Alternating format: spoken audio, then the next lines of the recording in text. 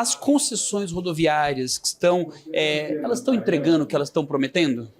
Sim, estão entregando. A gente tem hoje os contratos que foram celebrados nos últimos 2 anos, os leilões mais recentes, naquilo que a gente chama de trabalhos iniciais. O que significa trabalhos iniciais? É aquele período em que você faz a recomposição do pavimento e da sinalização para parâmetros mínimos, Robson. E esses trabalhos iniciais, eles costumam durar de 12 a 24 meses.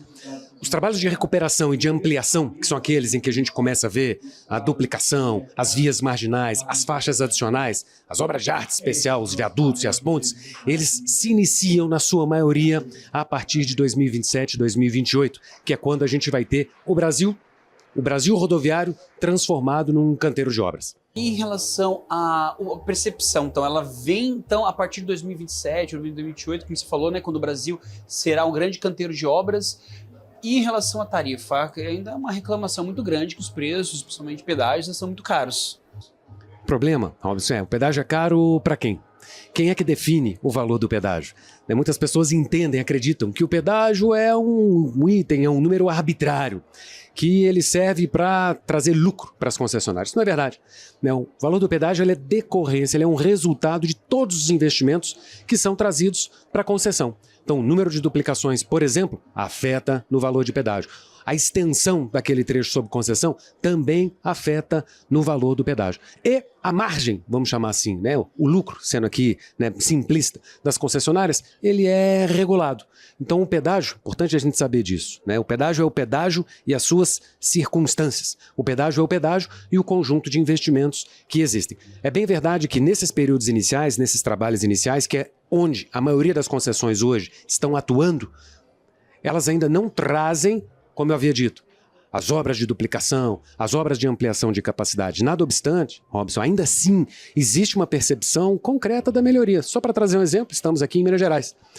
A BR-040, que no passado foi uma rodovia que trouxe agruras de sabores para a população, só agora, nos trabalhos iniciais, em menos de 12 meses, nós tivemos aí a recuperação, a eliminação de mais de 4.200 buracos, que se não fossem as concessões, certamente teriam assolado os usuários e teriam causado acidentes, alguns deles envolvendo até mesmo fatalidades.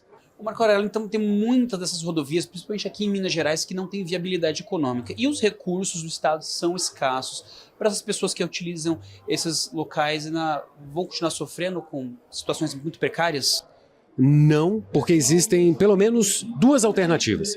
A primeira alternativa, a alternativa à própria concessão, são as PPPs, as parcerias público-privadas, em que é possível, com recursos públicos, complementar a tarifa. Se a tarifa ela não é suficiente para garantir a sustentação econômico-financeira, existe a possibilidade de o poder público fazer aportes, fazer pagamentos. Subsídios, né? Grosso modo, seriam subsídios. E observe, Robson, mesmo as concessões comuns, quando elas são aplicáveis, qual que é o efeito que ela traz? Ela libera orçamento público. O orçamento do DENIT, o orçamento do DR, na medida em que eu tenho concessões, ele se torna factível, é possível que ele seja redistribuído para exatamente esses trechos em que não há nenhuma condição de a tarifa por si só sustentá-los. Mas, bem rapidinho, mas a gente acabou de falar que os recursos públicos são escassos. Vai se subsidiar ainda mais?